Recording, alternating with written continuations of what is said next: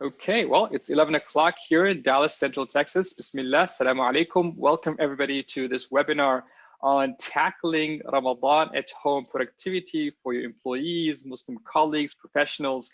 Thank you so much for joining us, and thank you for being part of this webinar where, we're really trying to grapple with the new reality that, as Muslim professionals and Muslim employers, and for those of you who work in an organization the size of Muslim workforce or in a Muslim majority country, that how to tackle it. And inshallah ta'ala, this webinar is to give those practical tips and to help you think through what's coming up in the near future.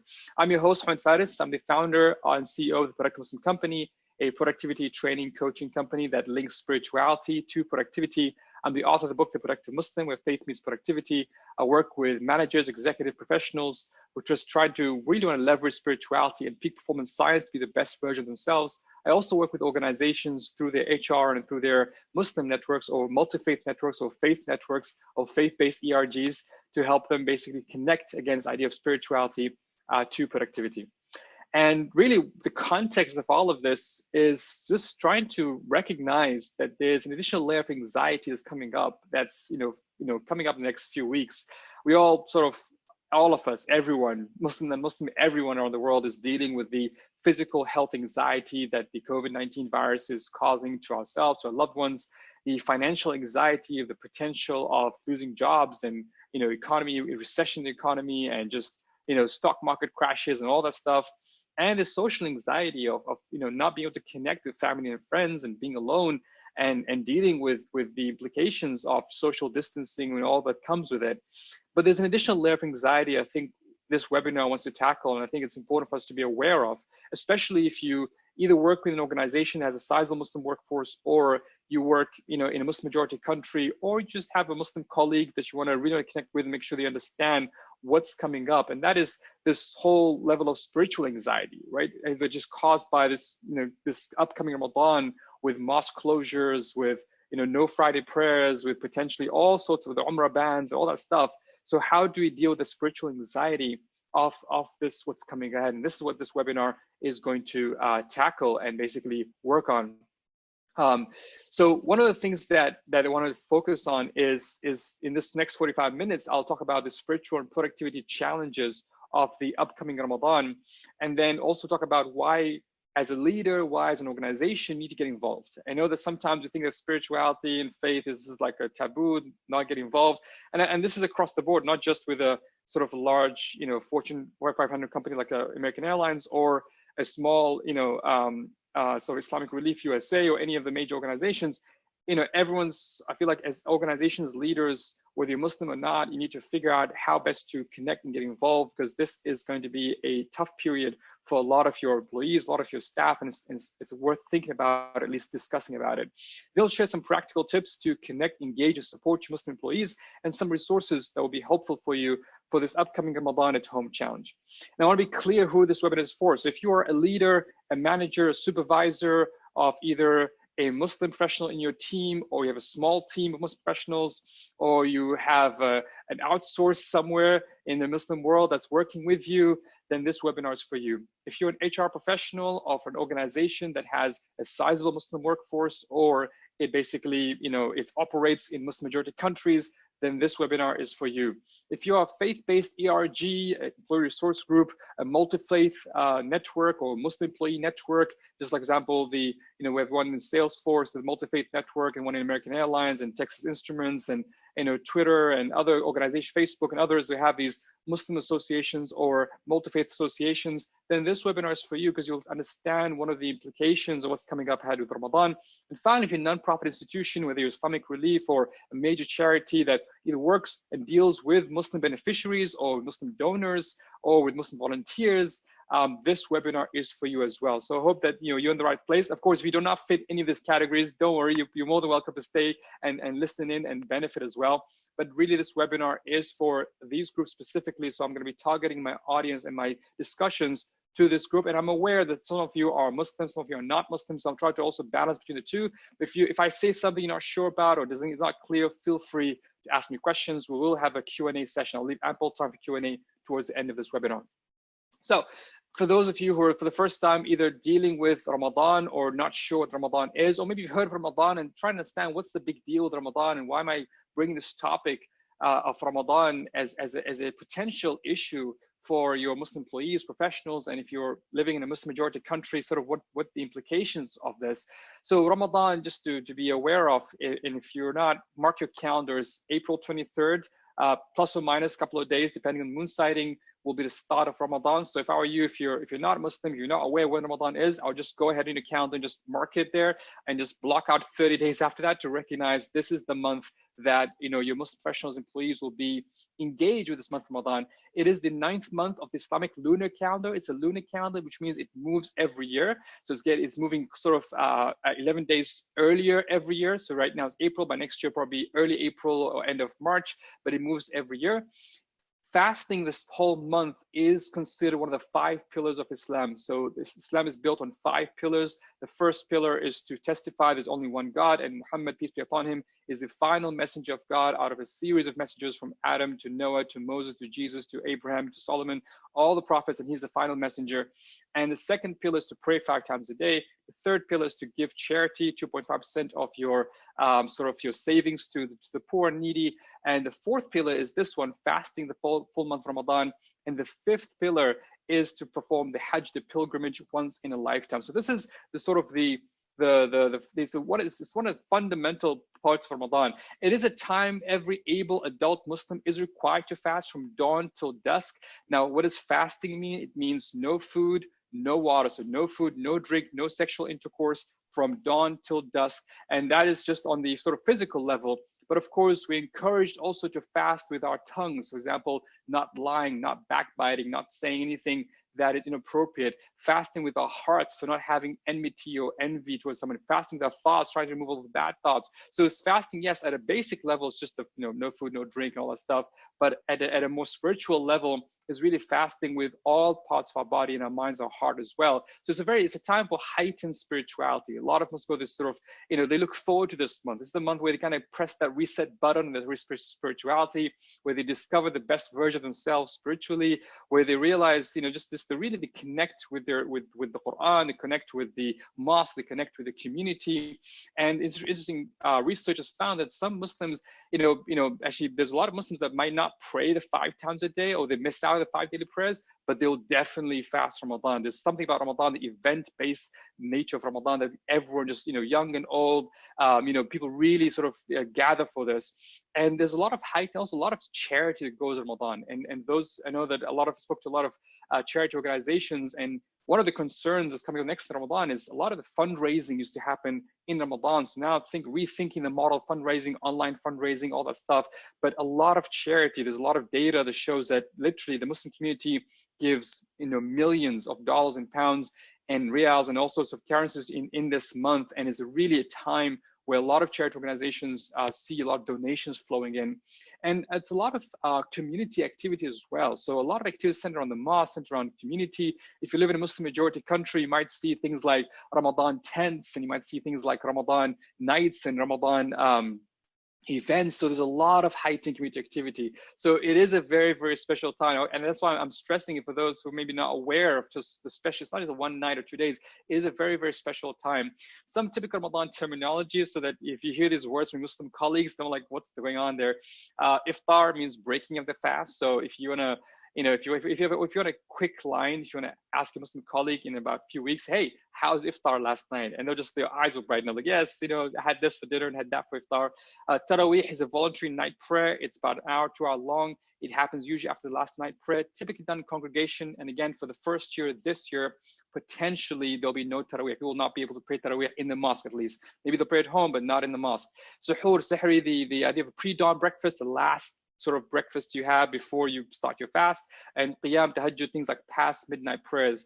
So pretty much people are up all night and fasting all day. So it is a time of heightened spirituality. And I want you to sort of put yourself in that context. If you have Muslim colleagues and Muslim professionals or employees, that this is the time for you to realize that this is a very, very, very special time, and therefore does have a lot of its own challenges. And one of the first challenges that what got me interested in this work, and for the past 12 years, I've been studying this idea of productivity in Ramadan and teaching and training organizations and teams on how to manage their energy, their focus during Ramadan. One of the interesting things about this is because about 20 years ago, when I first started doing research about this, there was a lot of articles of kind of bad mouthing Ramadan, right? They're saying, oh, Ramadan, people just slow down. Muslims just going to give up work during Ramadan. And I was like, wait a second. And that did not sort of match with my own personal experiences. And yes, I did see, I used to work in a major organization, and I remember meeting one of my bosses to tell me, hey, no one works in Ramadan, just sort of take it easy, so to speak. And that didn't sort of match with what I understood that a month of Ramadan is about. And we did a research, we did a survey, we partnered with our friends from Dinar Standard, which is a New York-based strategy and research advisory company. And we basically did a research of 1,500 plus globally Muslim professionals in different parts of the world, and just trying to understand their attitudes, their beliefs towards productivity in Ramadan. It was a very fascinating research that was quoted in CNN, The Guardian, The Economist, Gulf News, and others. And in fact, even there's a working title paper right now at the Harvard Kennedy School talks about the Ramadan effect, which was circulated recently, even was featured in NPR, on just this whole idea of Ramadan effect, and they quoted this research as part of their work. So one of the interesting things that one of these things we found out as part of this journey was that, yes, physical energy is generally low in Ramadan, but it's not due to the fasting. And this is the interesting that as part of the research interviews, it's like mainly due to poor time energy management. Things like not eating properly, not eating the right things at iftar, at the break of fast, not eating the right things at pre-dawn breakfast, things like time management, things like, how do you manage your routines, things like focus management. So there was a lot of things. Yes, it is generally difficult. I'm not saying making fasting is easy or that you don't feel tired, but it's almost like there is a level of performance that you could be able to reach at if you're able to manage your time, energy, focus properly. And yes, spiritually and social energy is an all-time high. So all the professionals agree this is the time to really sort of invest in all this spiritual, social energy sort of work. And this really revives people from a spiritual and social perspective.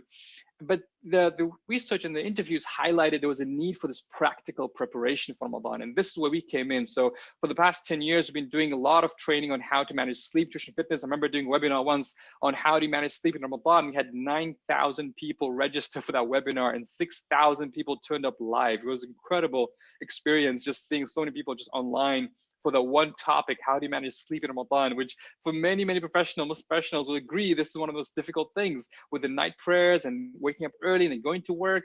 So the practical side of things. And today, not only Productive Muslim, but many, many organizations, coaches, trainers, nutritionists, mental health experts really give a lot of good material out there on the practical preparation for Ramadan. And 77% of professionals, and this is one of the interesting things we found out was, people are not using Ramadan as an excuse. They're not saying, yeah, just give me time off for Ramadan. They're not saying just, let me go off the hook. They realized that work should continue uninterrupted, but they wanted the spiritual activities to be accommodated. And a lot of them, some of them, reported higher productivity and performance because less distraction. You don't take all those bathroom breaks and water breaks and coffee breaks and lunch breaks and God knows what else break. So a lot of people think they actually found they were able to get more focused work done. In fact, the founder of thinkproductive.co.uk, my friend Graham Alcott, he started fast 3 days with us. He's not Muslim, so he fasted 3 days with us. And he said that he found this incredible level of focus while fasting, which he wasn't able to find when he was not fasting. So there's an element there of recognizing, leveraging the power and productivity of Ramadan. And one of the interesting things from the Harvard Kennedy School paper called the Ramadan effect talks about that, yes, the fasting itself is not to blame for this kind of drop in productivity. It's actually people changes attitudes and beliefs towards work. And this is something that I always encourage when I go talk to teams and organizations, trying to understand the individual perspective, because some might have a perspective in mind that, hey, Ramadan is not the month for me to work. I just want to sit back and just focus on my spirituality and social activity. Now, that's a personal choice for them. But the question is, what does that mean in terms of work? And is it better for them to take that month off versus, their performance suffering and not giving their best and them trying to, live this two lives, so to speak? Or is there a way for us to practically prepare them for Ramadan so that they can manage and balance their performance across their roles? So these are some of the discussions we have, and it's not an easy answer. It depends on different contexts, but it's part of the sort of the practical preparation which we do as part of the productivity in Ramadan training. But the thing is, the next Ramadan is going to be unusual. This is going to be a first time in everyone's life, right? I don't think anyone has ever prepared. All Muslims around the world, 1.8 billion Muslims, are not expected to ever see this in their lives. And it really is, like I said earlier, it's an additional layer of anxiety. So while everyone else and all of us are worried about the health effects and the financial side of things and the social anxiety side of things, is this spiritual anxiety that is really, that's kind of in the back of our mind, is an extra level of anxiety. And I think as organizations, as leaders, as professionals, we need to be aware of. And even I'm speaking now to whether you're Muslim or not, whether you are yourself Muslim or you are leading a team of Muslims, just being aware of this is very important. Just when it comes to understanding, well, people are dealing with personal issues and it's at a community level. And it's for you to be aware of that and to recognize that and see how it can help and support in those situations. And for like, just to really make it feel more vivid, like just seeing these images of the empty Mecca was spiritually painful. It was psychologically and spiritually painful. Like I personally, just seeing this, it hurts, right? Because we're used to seeing Mecca full, especially in Ramadan, there's an element of being packed, right? And then suddenly we're seeing images of empty Mecca, and it's like, wow, like this is tough to process. This is really tough to process, to fathom, to take into, to even see, well, how do you even deal with this, right? How do you, it's quite traumatic, on a global level, but even on a personal level, on a local level, things like, the mosque closures, just not being able to go to the local mosque, outside Ramadan and now in Ramadan, right? Ramadan is usually you want to go the extra mile with your faith. So even if you're not used to praying in the mosque, you probably go to the mosque and spend more time in the mosque. Even there's something like doing i'tikaf, which is, being in seclusion inside the mosque. So there's a lot of things that you want to do, but all of that is sort of not there anymore. The whole idea of just lack access to community, like I said, you really, Ramadan brings a whole community feel. And Islam is a very social, community-based religion. A lot of stuff is happening in community.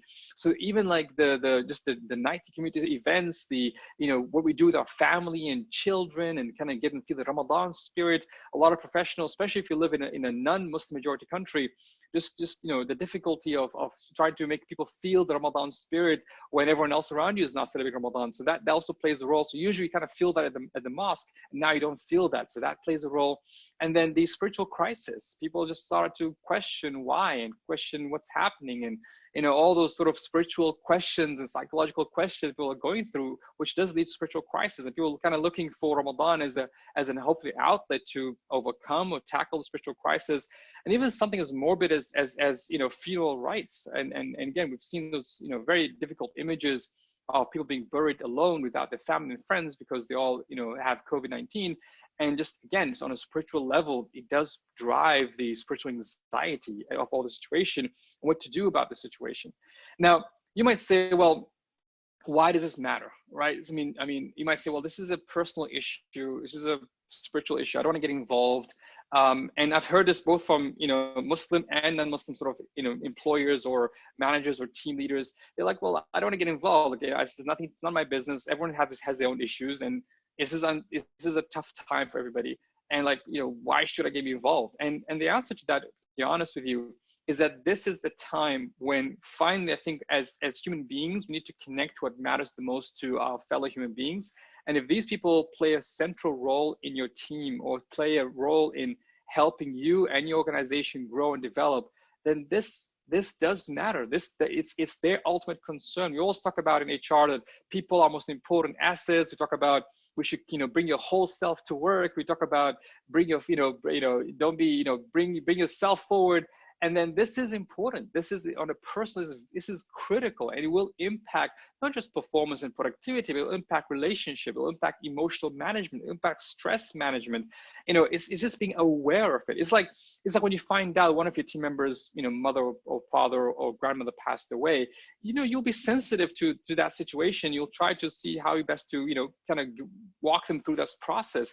This is a difficult time, and what's coming ahead is going to be difficult. Ramadan is going to be a difficult period for many Muslims, and you need to kind of start almost thinking ahead and think, well, how best can I work with this and develop this so that it doesn't impact the profession, and it doesn't impact performance, productivity, but also doesn't, we don't lose this person, because they might think, well, this person doesn't care about what's the most important to me.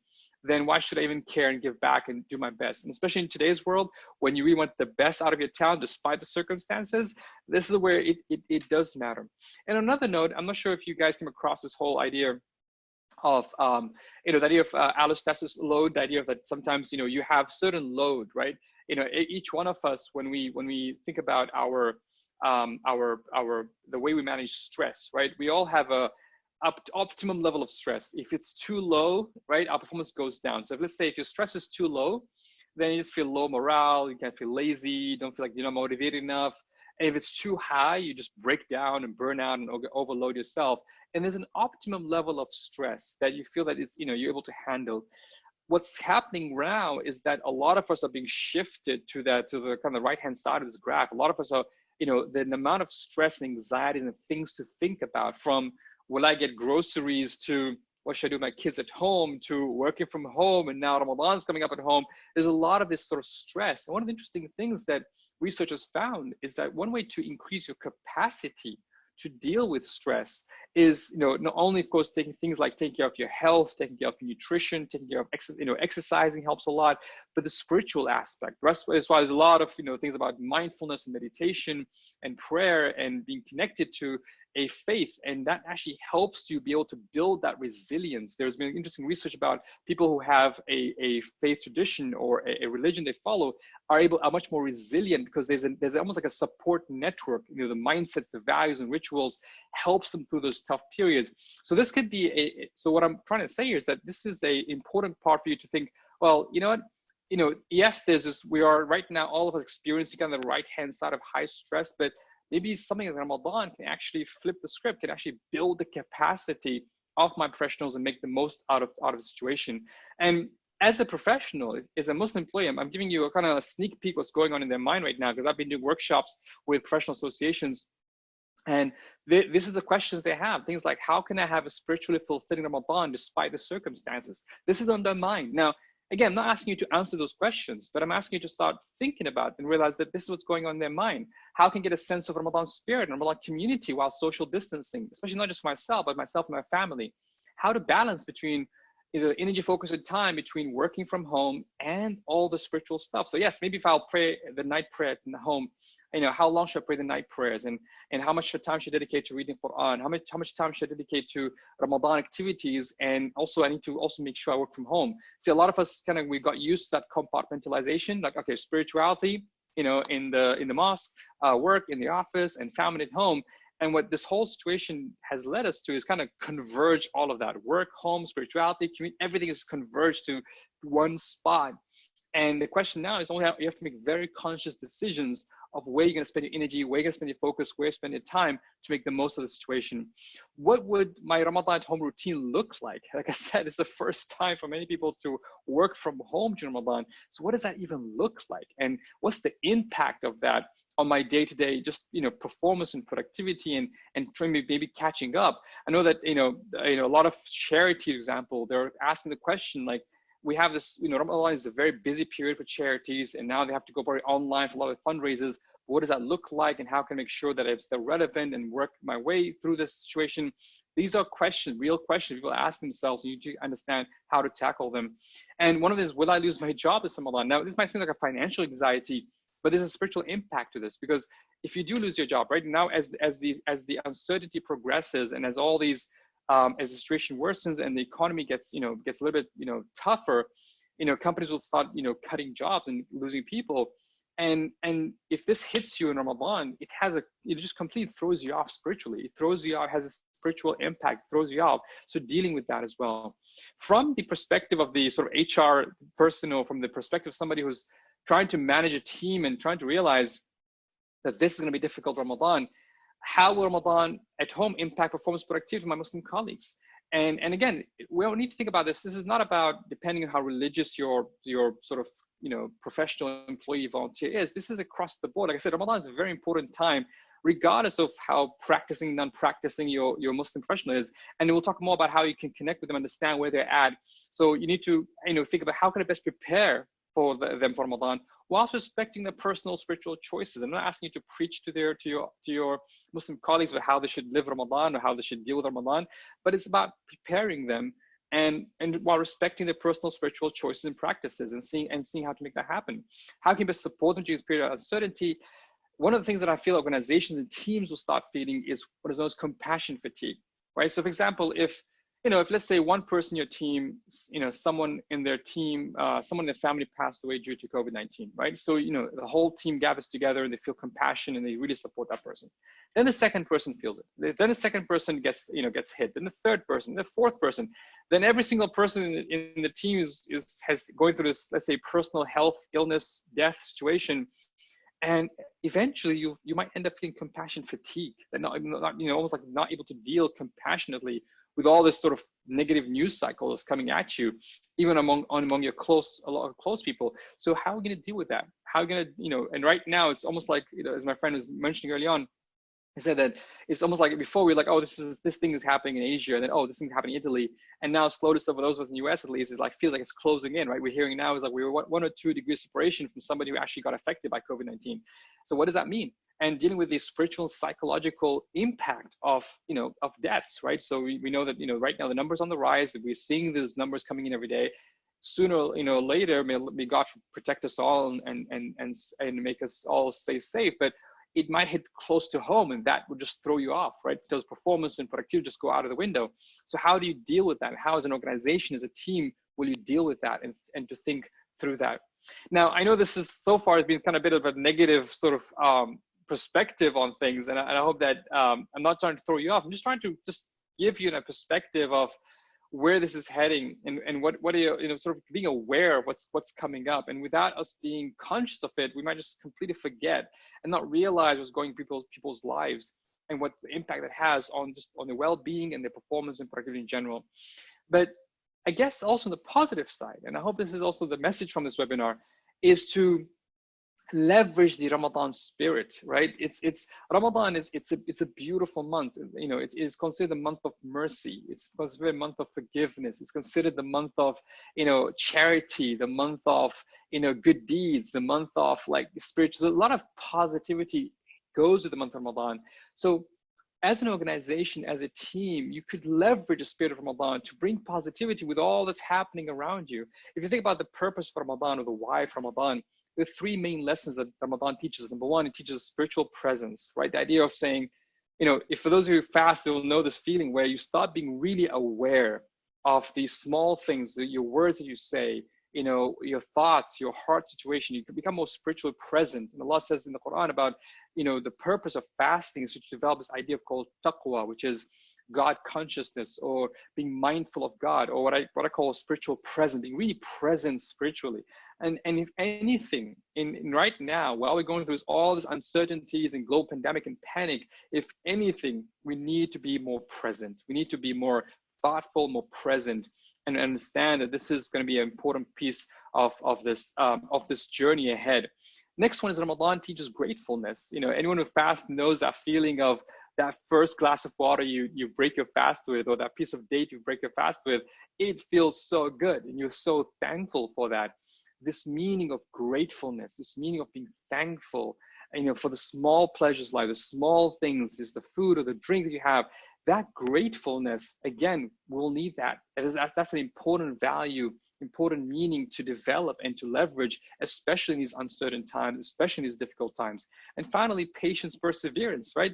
The fact that you're fasting and it's difficult to fast. It is, I'm not saying it's easy, it's difficult to fast. And you almost have to kind of push yourself a little bit and really just kind of, give yourself that, wait especially those last few hours. Well, that kind of tells you that sometimes you develop patience and perseverance to pull through those difficult situations, even when it seems, really, really difficult. Again, you can leverage that.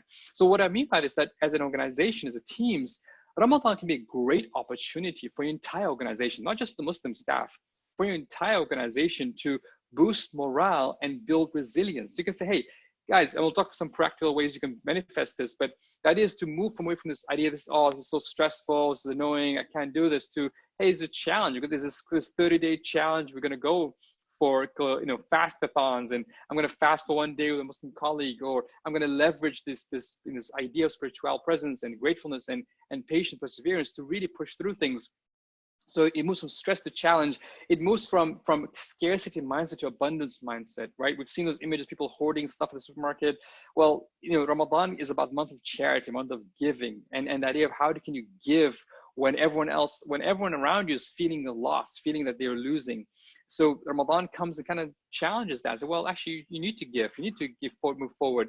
You need to make this move forward, basically. So it's from a scarcity mindset to abundant mindset, and finally from fear to hope, right? Ramadan, like I said, it's a month of mercy, it's a month of forgiveness, it's a month of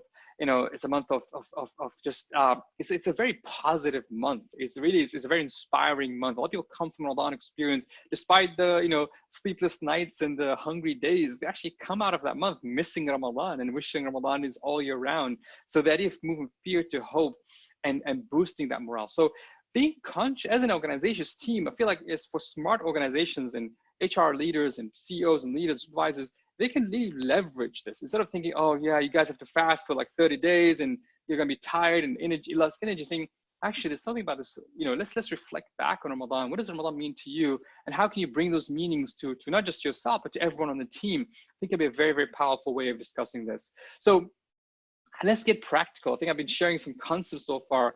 Let's get practical. And I'll open up the floor for Q&A towards the end of this, but just some practical tips to think about. First step is just connect, honestly. And I have a story. I have a friend of mine who used to, he used to told his boss he used to go to pray Friday prayers and Fridays. So around 1 o'clock, he had to go and pray Friday prayers. And then when he went to the mosque, he was sitting down waiting for Friday prayers to begin. And he happened to check his phone, right? One thing you should never do. He happened to check his phone, and it was an email from a client, urgent, need your help right now, next 30 minutes, I want you to solve this, I need your help. So here he was like, he's like, oh my goodness, I have to do this, and I've got Friday prayers, and he's really struggling to sort of commit and to do what to do. And he was about to leave the mosque and basically go sit in his car and trying to solve this issue. But his boss called him. He said, his boss is not Muslim, but his boss knew that, he had to go to Friday prayers. So he called him and said, hey, listen, I know you're in Friday prayers. Just don't worry about this. We'll take care of it. You go ahead and pray. And when you're done, we'll come back and help us solve it. That one phone call took less than 30 seconds. Literally said that changed his trajectory on terms of him being loyal, his performance. He goes, I went above and beyond for this boss from then on. You know how they say people, some people quit because of their managers and bosses? Well, people stay on and give you their best talent and the best out of them when you realize that you care and you realize that they matter to you. So just connecting on a personal level. It could be on a one-to-one, those weekly meetings, could be when you have a team stand-up meeting. Acknowledge, just to say, hey, listen, I heard that Ramadan starting in a couple of weeks. How are you handling this? You can do it on one-to-one privately, or you do it with a group of them, whatever suits your context. You can do it in a staff town hall if you have a large Muslim audience. Acknowledge the unusual circumstances. Acknowledge, hey, I heard that, I realized the mosque closed. I realized a lot of anxiety and this whole level. Be genuinely interested and let them lead the discussion. What are your worst fears? What thing you're struggling with? And ask what support do they need. Just connecting and being genuine about it. If you're going to be sending Ramadan Mubarak or Eid Mubarak emails, again, acknowledge the month of Ramadan, its unusual challenge for this year. Leverage, like what I spoke about earlier, the spiritual presence, gratefulness, patience, perseverance. Say, hey, listen, I know this is stuff from Ramadan, but I understand that Ramadan is teaching us all to be patient, perseverance, to be grateful, and to be spiritual presence, and just show that you understand Ramadan, show that you understand the meaning behind Ramadan. You might get that support, and they'll appreciate that you are highlighting not just, oh, you'll be fasting and you'll have less energy, you won't be able to contribute as much, but rather thinking that this is actually a great spiritual reset that which we all need as a team, as an organization, can be very, very powerful. So just connecting and being really, really authentic about it, and just do small check-ins. Someone asked in an early webinar, what should I say to my Muslim colleagues, and when during Ramadan? I'm saying it's just a simple question. If you meet them on Zoom next day, hey, how was iftar last night? Or hey, how's Ramadan going? What's it like so far? I know you can't ask mosque. What are you guys doing to sort of keep the community spirit? And just get that check-in. And the fact that you're asking those questions, the fact that you're connecting is very powerful. And this is even for all Muslim teams. Sometimes when we work in all Muslim team, we kind of assume that everyone's Ramadan's okay. But you got to also connect. Hey, how's your Ramadan going? What are you doing for Ramadan? What's happening in Ramadan? How are you coping? It does help. Just step one, connect and just be genuine. Let's just remove this whole barrier of saying, oh, I don't talk about religion at work, or it's uncomfortable, or it's not in my business. Right now, with the way things are moving and the whole global pandemic right now, we need to connect at a human level. And this is important to people. So connect and really understand what they're going through and be and truly listen. Step two, if you're able to go this next step, I would highly recommend it, is to engage. And this means like really getting down to business and all right, let's roll up our sleeves.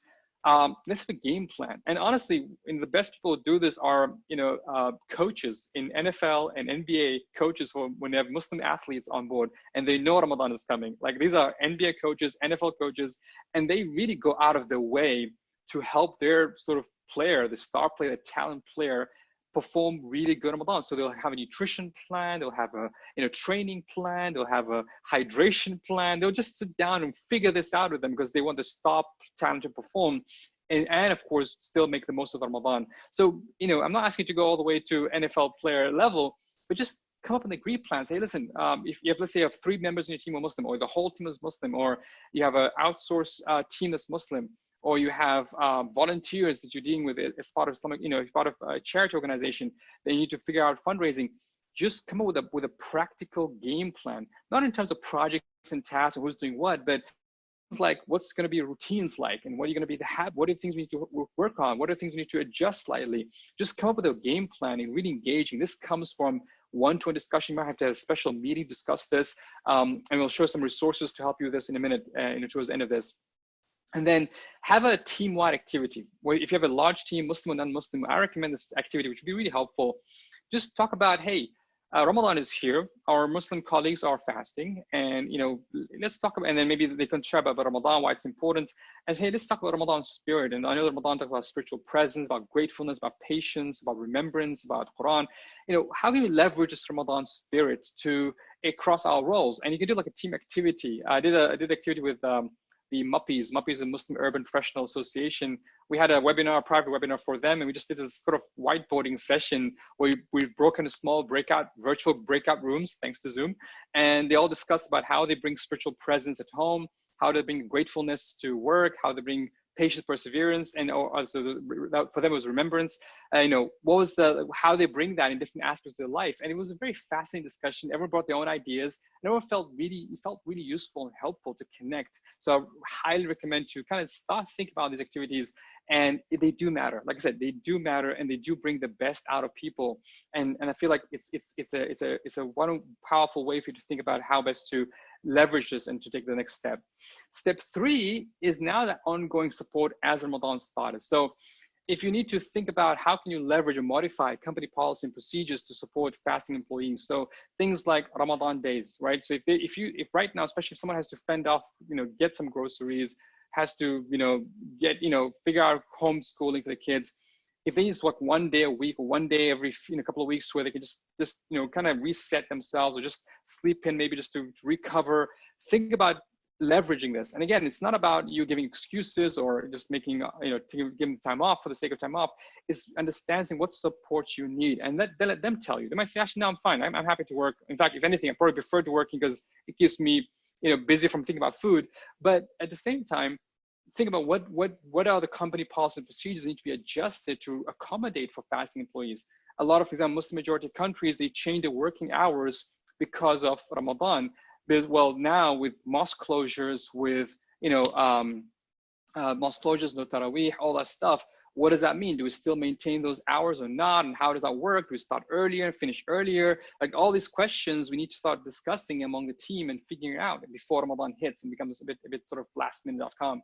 And finally, connect them with any resource you have in the company itself. So we might have, for example, if you have a company-wide medical clinic, or if you have a company-wide nutritionist, or you have a company-wide gym or fitness trainer, it might be really helpful just for them to see how the company resources can sort of pull together to give them practical ideas. For example, if you're a company that has a nutritionist on board or have a contract nutritionist, they can give a practical 30-day meal plan, right? Or you can have someone who talks about focus management in Ramadan. You can connect with them. So this can be very helpful to have those discussions. Or maybe you have somebody on the team who's really good with nutrition and who's really good with sleep management, and they can sort of share their resources. So just think about resources that can support throughout the month as well, not just before, but throughout the month as well. So those are some ideas. So connecting, engaging, supporting. And if we can just think about those three levels, at least on connecting, but going through engage and support, you know, honestly, it's those small things that matter. I'm not asking for a huge amount of time or special strategy or a special budget for you to make this work. All it takes is a phone call, a small meeting, a discussion, a few check-ins here and there, and literally that really make a difference. It really does make a difference. So I want to share finally some resources to help, and then we're going to open up for Q&A. You know, Product Muslim Company is a productivity training and coaching company. So we've been specializing in faith-based productivity training for the past 12 years now. And we're more than happy to support you in this journey. So whether you have a small team, a large team, a group of volunteers who are trying to boost their morale, you know, so maybe an outsourced sort of setup somewhere, or maybe you have one or two team members that are Muslim, you're trying to, you know, leverage all this work to kind of get the most out of them. We're here to support. So we're going to be having a dedicated page on productiveness.com, and I will send that to you with the recording of this webinar called the Work from Home Ramadan. So you'll be able to get some articles, videos, infographics, really fun stuff, some cartoons, animations. We'll be sending that to you to your email, and you know, you're more than feel free to share that with your Muslim colleagues or beyond as well. For some organizations that we started doing this, we started doing private webinars. So if you have a or staff town hall, if you have a large Muslim workforce, or if you have a small team, or if you're faith-based ERG with a Muslim network within a large organization, and you want us to do a private webinar where we go into the practical stuff about Ramadan, things like how do you manage your energy, your focus and time, how to set up your routines, you know, balancing between work from home as well as family, as well as spirituality. We can more than happy to help you with that. We're going to set up, you know, we can set up a private webinar and figure out the practical stuff and to work with your team on that stuff. And these are very engaging, no more than 90 minutes long. You can have one session or multiple sessions, depending what suits your organization.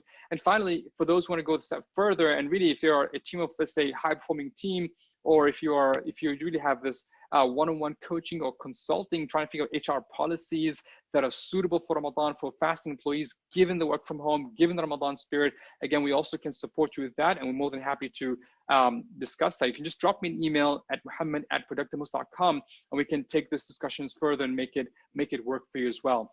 But in addition to Productive Muslim resources, I want to also highlight some resources in our community, the Muslim community, which are also supporting, you know, professionals around the world. Number one, I want to highlight Yaqeen Institute. Yaqeen Institute is an incredible platform of Islamic research, and where they brought scholars from, you know, and fellows from around the world, and really to think through some of those really deep, tough questions, stuff that sometimes cause spiritual crisis, and really, and they have a scholarly way of responding. But most importantly is the way they present it, through infographics, through videos, through animations, through podcasts, and they have a lot of resources on a lot of free resources on the platforms. If you go to yaqeeninstitute.com, again, I'll send you the link to Yaqeen and others resources after this webinar.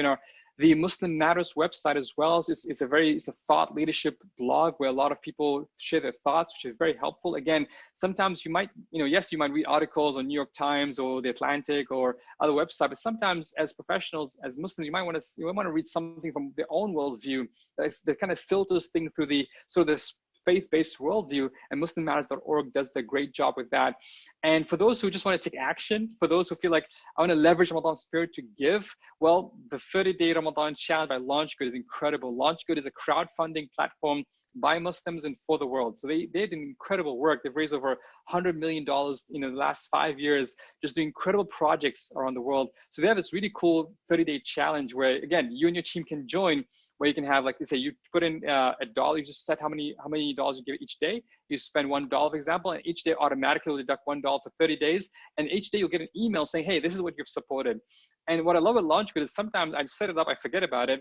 And then during the month of Ramadan, when I'm having, let's say, a tough Ramadan day, I get the LaunchGood email saying, hey, you've supported this. And like, wow, like this, it makes you happy, makes you feel like you've done something incredible, even though you found it very difficult. So you go to launchgood.com. Again, I'll share the link to the Ramadan challenge for you as well, where you can, again, as a team, and maybe you can do like I don't know if you have corporate gift matching, where it's, all right, for every team member that joins LaunchGood, we will sort of match it dollar to dollar, something like that. Something to show that Ramadan is a month of abundance mindset versus the scarcity mindset. So these are recommended resources for you to share with your team and make it work for your team. So in this webinar, I promised to talk about the spiritual and productive challenge outcome in Ramadan. We spoke about, there is a spiritual anxiety level that's out there, of course, coupled with the productivity challenges of fasting and the additional spiritual activities, and how to really, it's about being prepared and being practically preparing for yourself. We spoke about why, as a leader, as an HR, as an organization, you need to get involved. And you need to get involved because it matters. And if it matters, if you really want to, if people are your most important assets, and if you know that a big chunk of your people are going to be struggling this upcoming Ramadan, it's time for you to get involved, even on small levels. And we spoke about how you can connect, engage, and support in very simple, practical ways that actually will make a difference, and people would recognize and see that. And whether you're a nonprofit or whether you are a Fortune 500 company, these steps would work and will make a difference. And finally, we share some resources, which we'll also email you to you on how to deal with upcoming Ramadan as well. And really, in closing, and before we open the Q&A, I know that this little guy has caused a lot of havoc around the world, right? I know that it really is, it has completely turned our lives upside down and really threw us off in ways we didn't even think about. But I guess for all of us, and whether you're Muslim or non-Muslim, as we go through this experience, I guess for all of us, as one of my friends says, to check our hearts throughout this process and make sure that as long as our hearts stay pure, our hearts stay clean, our hearts stay strong through the situation, and we hope that we can graduate from this pandemic, graduate from this uncertainty with a peaceful heart, with a heart that finds peace, and a heart that's connected to itself, connected to its own spirituality. With that, I want to say thank you for staying with me, and thank you for attending. I'm here. I'm open to any questions you might have. You can use the Q&A box to type in your questions, or use the chat. If for those of you interested in private webinars or consulting coaching, please email me at mohammed@productmos.com. More than happy to share those details, or feel free to reach out to me on LinkedIn or Twitter. And these are some of the resources we have for Productive Muslim. Thank you. Thank you so much for joining. Thank you so much for being part of this. Hope you found this useful and beneficial. And on behalf of the Productive team, I'm really looking forward to, first of all, wish you all a happy and blessed Ramadan wherever you are in the world, and really feel free to take this step. I know these are conversations that we need to start having. I hope that this gives some insights, ideas. I'll be sharing the webinar recording as well as the resources with you via email. So once again, thank you so much for joining me. I'm looking forward to seeing you in future webinars at Productive Company. Jazakumullah khair. Assalamu alaikum wa rahmatullah.